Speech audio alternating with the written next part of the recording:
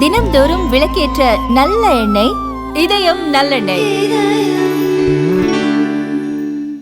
பெரம்பூர்ல வேட்புமனு தாக்கல் முடிந்து ரொம்ப சிறப்பா அங்க இருக்க காவல்துறை அந்த சாலைகளை கரெக்டா பிளாக் பண்ணி மக்கள் கூட்டம் அதிகமா கூடாத அளவுக்கு நல்ல சிறப்பா ஏற்பாடு செஞ்சிருந்தாங்க. நாங்கள் அரசியல் ரீதியாக குற்றச்சாட்டு சொல்பவர்கள் அல்ல. பெரம்பூரில் இருக்கக்கூடிய காவல்துறைக்கு எங்களுடைய மனமார்ந்த நன்றிகள். எங்களுடைய தலைவர் விஜய் அவர்கள் வந்தாங்க. எங்க சொன்னாங்களோ காவல்துறையும் எலெக்ஷன் கமிஷனும் எங்க பர்மிஷன் கொடுத்தாங்களோ அதே இடத்துல நின்று சீக்கிரமே நாமினேஷன் முடிஞ்சனால சீக்கிரமே காவல்துறை கிட்ட அனுமதி வாங்கி அன்னைக்கு பிரச்சாரத்தை மேற்கொண்டாங்க. அதுல எந்த விதமான பிரச்சனையும் கிடையாது. ஆனால் பெரம்பூர்ல இருந்து கொளத்தூர் செல்லக்கூடிய வழி நம்ம ஆல்ரெடி போலீஸ் கிட்ட நம்ம அந்த ரூட்டை கொடுத்துருந்தோம். காவல்துறைக்கு அந்த ரூட் எல்லாமே தெரியும். தலைவர் எந்த வழியா வருவாரு, எந்த இடத்துல நின்று ஸ்பாட்ல பேசணுங்கிறது காவல்துறை என்ஓசி கொடுத்துதான் அந்தந்த தொகுதியோடைய ஆர்வம் பர்மிஷன் கொடுப்பாங்க. ஸோ காவல்துறையோட அங்க இருக்கக்கூடிய வேட்பாளரும் மாவட்ட செயலாளரும் சரி பேச்சுவார்த்தையெல்லாம் நடத்தி தமிழக வெற்றி கழகத்துடைய தோழர்கள் காவல்துறைக்கு முழு சப்போர்ட் பண்ணி இன்றைக்கு பெரம்பூர்ல இருந்து கொளத்தூர் போறதுக்குள்ள எங்களுக்கு மீண்டும் திமுக தலைவர் மு.க. ஸ்டாலின் அவர்கள் கொளத்தூர்ல எங்களோட தலைவர் வரக்கூடாதுங்கிற ஒரே நோக்கத்தோட எப்படி கரூர்ல செந்தில் பாலாஜி அவர்கள் ஒரு மேன்மேட் மனிதர்களால் உருவாக்கப்பட்ட ஸ்டாம்பேட் அன்னைக்கு செந்தில் பாலாஜி உருவாக்குனாரோ அதனாலதான் இன்னைக்கு செந்தில் பாலாஜி தொகுதி மாதிரி பயந்து ஓடி இன்னைக்கு கோயம்புத்தூர் போயிருக்காரு. கரூர்ல பெரிய நான் தான் அரசியல் தெரியும், கொங்குல நான் திமுக ஜெயிச்சு கொடுக்கணும்னா கரூர்லயே நிக்கிறதுக்கு எந்த திராணியும் இல்லாத செந்தில் பாலாஜி கரூர் பிறந்த மண்ணை விட்டு பயந்து இன்னைக்கு கோயம்புத்தூர் நிக்கிறதுக்கான காரணம் அந்த கரூருடைய 47 பேர் உயிரிழப்புக்கான காரணம் முதல் குற்றவாளி, கொலை செய்த குற்றவாளி செந்தில் பாலாஜி கரூர் மக்களுக்கு தெரியும், தமிழ்நாடு மக்களுக்கு தெரியும். அதே மாதிரி இன்றைக்கு திமுக தலைவராக இருக்கக்கூடிய திரு மு.க. ஸ்டாலின் அவர்கள் அவர் இன்னைக்கு முதல்வர் இல்ல, ஒரு காம்பந்து முதல்வர். என்னுடைய பார்வையில எங்களுடைய பார்வையில ஒரு முன்னாள் முதல்வர்.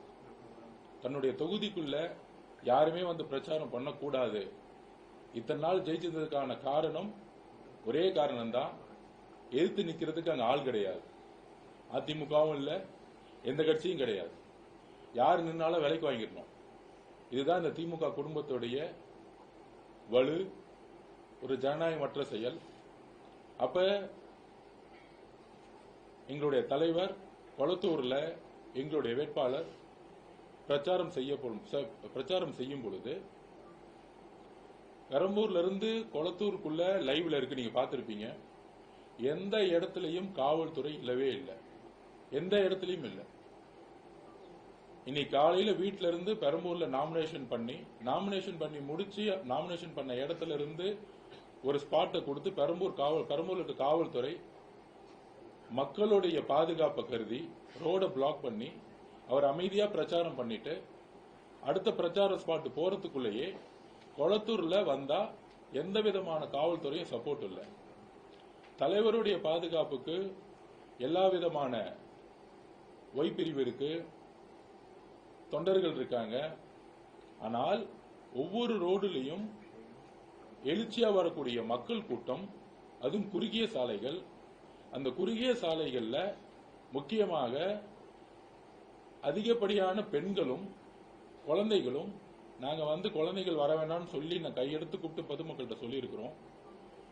அதே மாதிரி எங்களுடைய கிட்டத்தட்ட ஒரு 400-500 தொண்டர்கள் ரோட்ல நின்னாலும், ஆனால் காவல்துறை சாலைகளை கரெக்டா பிளாக் பண்ணணும். எப்படி பெரம்பூர்ல பிளாக் பண்ணி கரெக்டான அந்த பிரச்சாரத்தை வடிவமைத்தாங்களோ அதே மாதிரி இன்னைக்கு கொளத்தூர்ல எந்த விதமான பிளானிங்கும் போலீஸ் பண்ணவே இல்லை. இது நேரடியா காவல்துறை உயர் அதிகாரியில் இருக்கக்கூடிய சிட்டி கமிஷனரா இருக்கட்டும், இன்டெலிஜென்ஸ் இருக்கவங்களாகட்டும், எந்த விதமான பிளானிங் பண்ணாம இன்றைக்கும் திமுக தலைவர் மு.க. ஸ்டாலின் அவர்களுடைய பேச்சை கேட்டுக்கிட்டு எங்களுக்கு எதிராக இன்னைக்கு சென்னை டிஸ்ட்ரிக்ட்ல எலெக்ஷன் கமிஷன் அப்பாயின்மெண்ட் பண்ற தவறான தகவல் சொல்றாரு. நாங்க ஆப்லயே நாங்க பர்மிஷன் வாங்கல முதல்ல ஒரு பொய்யான குற்றச்சாட்டு சொன்னாரு. இந்த மாதிரி இன்னும் திமுக உடைய தலைவர் அவர்கள் எங்களுடைய பிரச்சாரத்தை முடக்கணுங்கிறது மட்டும்தான் அவருடைய நோக்கம். ஏன்னா இன்னைக்கு நீங்க பார்த்திருப்பீங்க, திரு மு.க. ஸ்டாலின் அவர்கள் நாமினேஷன் பண்ணும்போது அவர் மட்டும் ரோட் ஷோ பண்ணலாம். ரோட் ஷோ பண்ணும்போது பக்கத்துல மக்களே கிடையாது, அவங்களுடைய பவுன்சர்ஸ், அவங்களுடைய போலீஸ் ஆபீசர்ஸ் மட்டும்தான் இருப்பாங்க. ஆனா உண்மையான மக்கள் கூட்டமும் மக்களுடைய எழுச்சியும் வரும்பொழுது நாங்க கேட்கறது ஒன்னே ஒண்ணுதான். சீஃப் எலெக்ஷன் கமிஷன் மேடம் கேட்டது ஒண்ணுதான். நாங்க பிரச்சாரம் பண்ணும் பொழுது இன்னொரு கரூர் சம்பவம் நடக்க கூடாதுங்கிறத நாங்க தாழ்மையுடன் அந்த மேடம் நாங்க கேட்டுக்கிறோம். ஏன்னா அவ்வளவு வழிகள் இன்னைக்கு நாங்க பார்க்கும் பொழுது அந்த ரோட்ல ஒரு அலை உருவாற மாதிரி நாங்க கொளத்தூர்ல அந்த வேன் நிக்கும் பொழுது முன்னாடி ஸ்பாட்டுக்கு போகாம முன்னாடியே ரைட்லயே திரும்பிட்டோம். பேசுறது கூட தலைவருக்கு மனசு வரல. ஏன்னா அங்க வேவ்னு சொல்லக்கூடிய மக்களுடைய அலை அதிகமா இருந்துச்சு. எந்த ரோடுமே காவல்துறை சரியா பிளாக் பண்ணல. எந்திரிச்சு நிக்கும் போது பதற்றத்தோடய நீங்க பேசினாரு.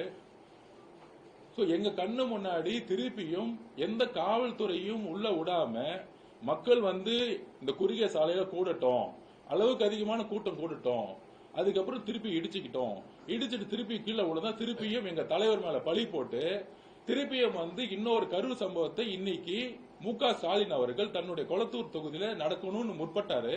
அதனாலதான் இன்னைக்கு கொளத்தூர் தொகுதியிலேயே நாங்க பாதியிலேயே எங்களுடைய ப்ரோக்ராம கேன்சல் பண்ணிட்டு வண்டியை ரைட்ல திருப்பிட்டு நேரா இந்த ப்ரோக்ராம் கேன்சல் பண்ணிட்டோம். சோ இன்னைக்கு இருக்க பிரச்சனை 26 கூட்டணி கட்சின்னு சொல்லிட்டு இருக்கக்கூடிய திமுக தலைவர் மு.க. ஸ்டாலின் அவர்கள் ஏன் இந்த பயம்? எந்த தொகுதியில யார் வேணாலும் பிரச்சாரம் பண்ணலாம். இது ஜனநாயக கடமை, இது ஜனநாயக உரிமை. மக்கள்கிட்ட பார்த்து எப்படி பெரம்பூர்ல பண்ண முடிஞ்சு ஏன் கொளத்தூர்ல பண்ண முடியல? வில்லிவாக்கத்துல காவல்துறை சிறப்பா இன்னைக்கு பண்ணிருந்தாங்க. ஆனா போறக்கூடிய ரூட், அங்கிருந்து போறக்கூடிய ரூட்டுக்கு என்ன மாதிரி ஏற்பாடு பண்ணிருந்தாங்கன்னு எதுவுமே தெரியல. அப்ப ஒரு சில தொகுதிகளில் காவல்துறை நல்லா சிறப்பா செயல்படுறாங்க, ஆர்ஓவோட பேச்ச கேட்கிறாங்க. ஆனா கொளத்தூர் மாதிரி இருக்க தொகுதியில ஆர்ஓவோட பேச்ச கேட்கறதே கிடையாது. அப்ப காவல்துறை இன்றைக்கும் திரு மு.க. ஸ்டாலினோட பேச்ச கேட்டுக்கிட்டு இன்றைக்கு இன்னைக்கு எல்லாமே லைவ்ல பாத்திருப்பீங்க. பெரம்பூர்ல எந்த அளவுக்கு சாலைகளை ஒருங்கிணைத்து அழகா பண்ணிருந்தாங்க, மக்களோட பாதுகாப்புக்கு என்ஷூர் பண்ணிருந்தாங்க. ஆனால் ஏன் கொளத்தூர் பண்ணப்படல? ஏன்னா கொளத்தூர்ல மு.க. ஸ்டாலின் அவர்களுக்கு மிகப்பெரிய எதிர்ப்பு இருக்கு. அவர் இன்னைக்கு எங்களை பொறுத்த வரைக்கும் ட்ரையல் இருக்கிறார். இன்னும் 2 முறை பிரச்சாரம் நடந்துச்சுன்னா மு.க. ஸ்டாலின் அவர்கள் அங்க தோத்துருவார். இந்த தோல்வியோட பயத்துல தான் இந்த காவல்துறையையும் இந்த கவர்மெண்டோடைய மிஷினரியையும் இப்ப இல்ல, கடந்த 8 மாதமாவே எங்களுக்கு எதிராக மு.க. ஸ்டாலின் அவர்கள் எங்களை மிஸ்யூஸ் பண்ணிட்டு இருக்காரு. தன்னுடைய அதிகாரத்தை இன்டைரக்டா எங்க மேல கரூருக்கு அப்புறம் எந்த இடத்துலயும் பர்மிஷன் கொடுத்தே கிடையாது. எஸ்ஓபி போட்டு எஸ்ஓபி முடிக்கிறதுக்கு ஒவ்வொரு தட்டி பர்மிஷன் வாங்கினா 30 நாள் ஆகும். 30 நாள் பர்மிஷன் வாங்குறதுக்குள்ள நாங்க அடுத்த 3 மாசத்தை கடக்க வேண்டியதாயிடும். இப்ப அதே மாதிரி கொளத்தூர்ல அதை நிப்பாட்ட பார்த்தாரு. அதனாலதான் காவல்துறை முழுசும் எந்த இடத்தையும் சப்போர்ட் பண்ணல. லைவ்ல எல்லாத்தையும் நாங்க பதிவு பண்ணிருக்கிறோம்.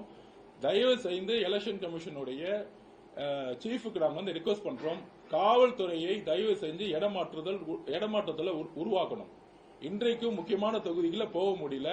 மக்களுடைய பாதுகாப்பை தான் நாங்க உறுதிப்படுத்த சொல்றோம். கொளத்தூர்ல இன்னைக்கு ஏதாச்சும் மக்கள்ல ஏதாச்சும் ஒரு இழப்பு ஏற்பட்டு இருந்தா அதுக்கு யார் பதில் சொல்றது? சோ மக்களுடைய பாதுகாப்புக்கு தான் நாங்க இன்றைக்கும் முழுசா கவனம் செலுத்தி இன்னைக்கு கேம்பெயினை நிப்பாட்டி வில்லிவாக்கத்துக்கும் போக முடியல, அண்ணா நகருக்கும் போக முடியல. அதனால இதை ரொம்ப சீரியஸாக மக்களுடைய பாதுகாப்புக்காக இம்மிடியட்டா நாங்க இனி மத்தியானமே எலெக்ஷன் கமிஷனுக்கு கம்ப்ளைண்ட் பண்ணிட்டோம். நாளைக்கு நாங்க போய் திருப்பி எலெக்ஷன் கமிஷனோட சீஃப் மேடத்தை போய் பார்த்து இதை வலியுறுத்தி இந்த போலீஸ் ஆபீசருடைய இன்றைக்கும் திமுகவுடைய முன்னாள் முதலமைச்சரா இருக்கட்டும், அமைச்சர்களுடைய தொடர்பை நாங்க எடுத்துரைத்து கூடிய விரைவில் ஒரு நேர்மையான அதிகாரிகளை கொண்டு இந்த எலெக்ஷன் நடத்தணுங்கிறதா எங்களுடைய வேண்டுகோள்.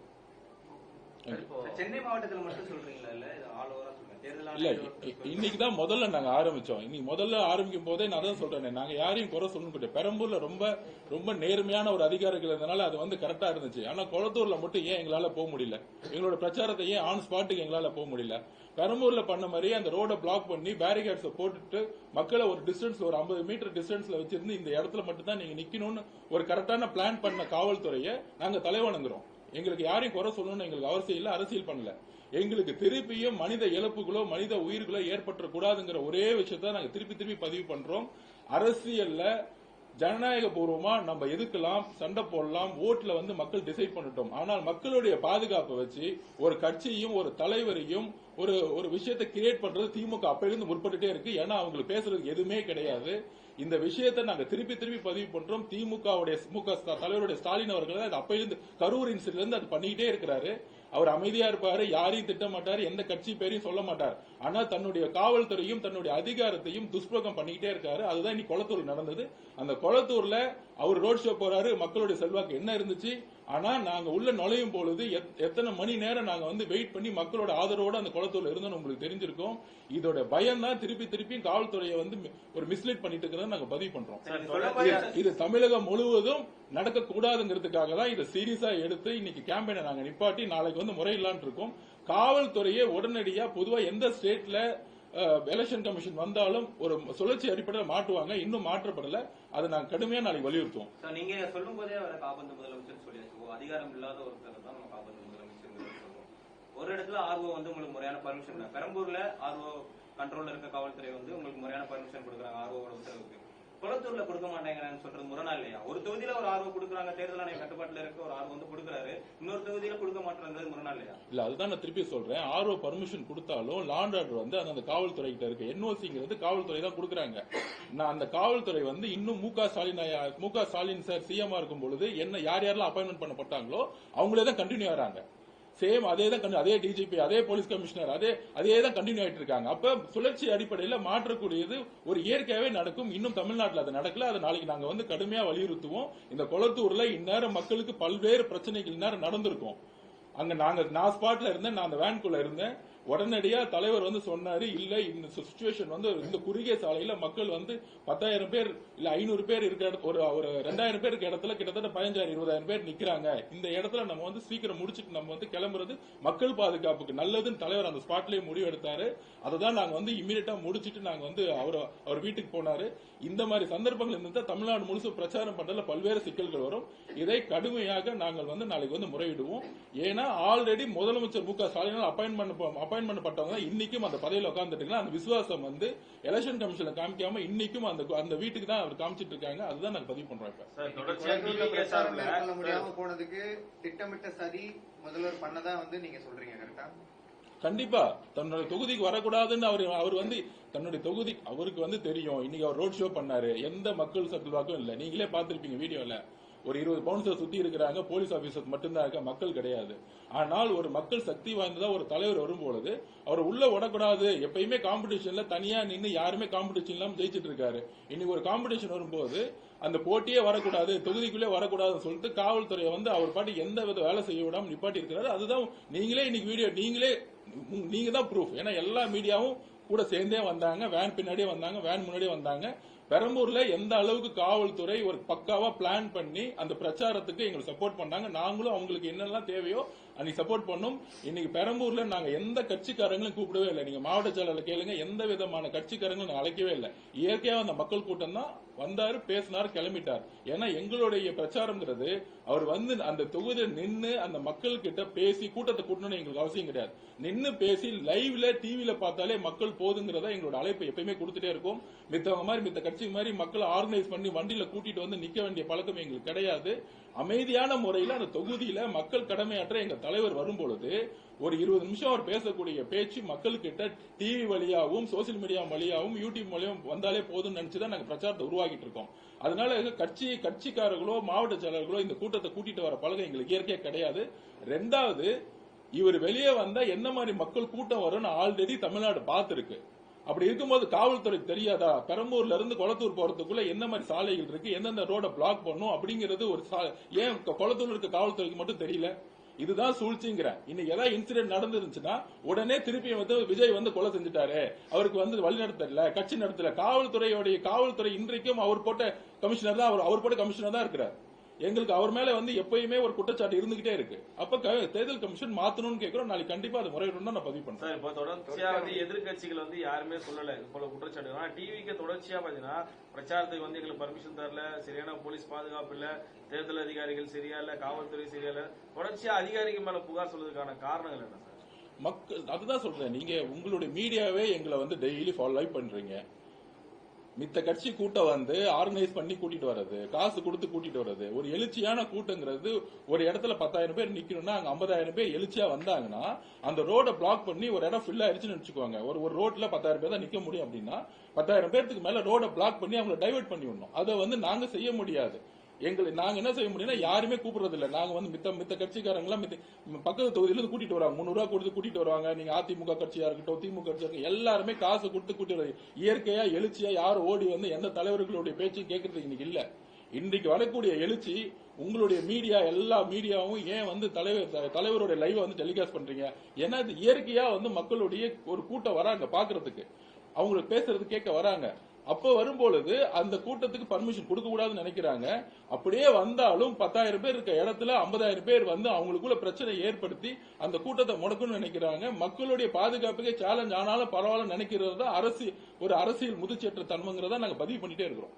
இன்னும் 21 நாள் தான் இருக்குது. இன்னும் எப்படி தமிழகம் முழுக்க கவர் பண்ண போறீங்க? அதுக்கு ஏதாவது பிளான் இருக்கா? இல்ல, அதுதான் முதல் நாளே இவ்வளவு இடையூறுகள் இருக்கு. இதுதான் சொல்றேன்.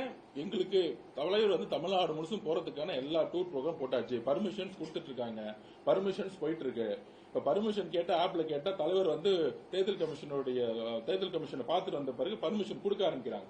ஆனா பர்மிஷன் கொடுக்கிற இடத்துல நான் திருப்பி சொல்றேன், நான் காவல்துறை வந்து நாங்க குற்றம் சாட்ட சொன்னா ஒட்டுமொத்தமா சொல்லல. பெரம்பூர் ரொம்ப நல்லா பண்ணியிருந்தாங்க, ஏன் வில்லிவாக்கத்துல கூட வந்து நல்லா ஆர்கனைஸ் பண்ணியிருந்தாங்க, எங்க மாவட்டத்தில் ரிப்போர்ட் கொடுத்தாரு. ஆனால் கொளத்தூர்ல 0%. கொளத்தூர்ல சாலைகளை வந்து எந்த விதமான பிளானும் பண்ணல. அப்படி இருக்கும் பொழுது ஒவ்வொரு இடம் போகும்போது மக்கள் பாதுகாப்புக்கு ஒரு அச்சுறுத்தல் ஏற்பட்டா நாங்க உடனே கேம்பெயினை முடிக்க வேண்டிய எங்களுக்கு ஒரு ஜனநாயக கடமை இருக்கு. மக்கள் மேல எங்களுக்கு அன்பு இருக்கு. அது இனிமேல் நடக்கக்கூடாதுங்க. நாளை காலையில போய் முறையிடுவோம். கண்டிப்பா நல்லது நடக்கும் நினைக்கிறேன். முக்கியமா போலீஸ் ஆபீசர் மாற்றணுங்கிற கோரிக்கையை நாங்க கடுமையா அழுத்தம் கொடுப்போங்கிறது எங்களுடைய கோரிக்கை. கரூர் விவகாரம் வந்து சிபிஐல விசாரணை போயிட்டு இருக்கும் போது நீங்க செந்தில் பாலாஜி தான் இதை பண்ணாருன்னு சொல்றீங்க. மீண்டும் அது போல பண்ண போறாங்க. விசாரணை போயிட்டு இருக்கும், நம்ம ஒருத்தர் மேல குற்றச்சாட்டு சொல்ல முடியல. விசாரணை போயிட்டு எங்களுடைய குற்றச்சாட்டுகள் வந்து எப்படி வேணா நாங்க சொல்லலாம். விஜய் அவர்கள் வந்து சிபிஐல வச்சிருக்காரு, செந்தில் பாலாஜி தான் காரணம். அவர் என்ன குற்றச்சாட்டு வச்சிருக்கோம்? நான் என்னுடைய தனிப்பட்ட முறையில் என்னுடைய குற்றச்சாட்டு நான் வச்சிருக்கேன். என்னுடைய ஸ்டேட்மெண்ட்ல நான் வந்து அவர் மேல குற்றச்சாட்டு நான் வச்சிருக்கேன். அதுக்காக என்கொயரி போயிருக்கு. அதனாலதான் சிபிஐ அவர் கூப்பிட்டு விசாரிச்சாங்க. சார், இப்போ கொளத்தூர்ல வந்து முதல்வர்களுக்கு கூட்டம் வரல, எங்களுக்கு தான் நிறைய கூட்டம் வந்துச்சு அந்த மாதிரி சொல்றீங்க. மக்கள் கூட்டம் நீங்க லைவ் சரியா பாக்கலன்னு நினைக்கிறேன். 2 பக்கமுமே ஆயிரக்கணக்கான மக்கள் வரவேற்கிற காட்சி இருக்குது. நீங்க தாவேக்கா கூட தான் கூட்டம் அதிகமா இருக்கு, நிறைய கற்பனையில பேசுற மாதிரி இருக்குது. நீங்க தயவு செஞ்சு திருப்பி லைவ் பாருங்க. நான் ஒன்னே ஒண்ணு சொல்றேன். நான் ஒன்னே ஒண்ணு சொல்றேன். யாருக்கு கூட்டம் அதிகமா வருது? இல்ல நான் மதிப்பு அது குறைச்சு மதிப்பு இருக்காது, அர்த்தம் கிடையாது. முக ஸ்டாலின் அவர்களோட ரோட் ஷோல காவல்துறை 1000-2000 பேர் பாதுகாப்பு கொடுக்கறாங்க. இந்த ஒரு டென்ஷன், ஒரு என்ன சொல்றது, ஒரு டெப்தான கிரௌட் வந்து அங்க வரதில்லை. இதுக்கு வந்து ஒரு தலைவர் வந்து குறைச்ச மதிப்புன்னு சொல்ல, டெப்தான கிரௌட் வராது பொழுது ஒரு 2000 போலீஸை போட்டு 10 கிலோமீட்டர் வரைக்கும் ஒவ்வொரு 10 அடிக்கு போலீஸை நிப்பாட்டுறீங்கல்ல, அதே மாதிரி டெப்தான கிரௌட் வந்து இன்னொரு தலைவருக்கு வரும்போது அது எங்க தலைவர் மட்டும் கிடையாது, எந்த தலைவராக இருந்தாலும் நான் சொல்றேன். அப்ப மக்களுடைய பாதுகாப்பு காவல்துறை அதே மாதிரி ஒரு பிரியாரிட்டி கொடுங்கன்னு நான் சொல்ல வரேன். நான் சார், முதல்வருக்கும் இருக்கக்கூடிய ஒரு கட்சிக்கும் வித்தியாசம் இருக்கு இல்லைங்களா சார்? அவர் இன்றைக்கு முதல்வர் கிடையாது, காப்பந்து முதல்வர். இன்றைக்கு அவர் ஒரு வேட்பாளர் எல்லா தமிழ்நாட்டில் இருக்க 234 வேட்பாளருக்கும் இன்னைக்கு ஒரே சட்டம் தான். அதை தயவு செஞ்சு புரிஞ்சுக்கோங்க. ஒரு நிமிஷம் புரிஞ்சுக்கோங்க. எலெக்ஷன் கமிஷன் வந்துருச்சுன்னா யாருக்கும் அதிகாரம் கிடையாது.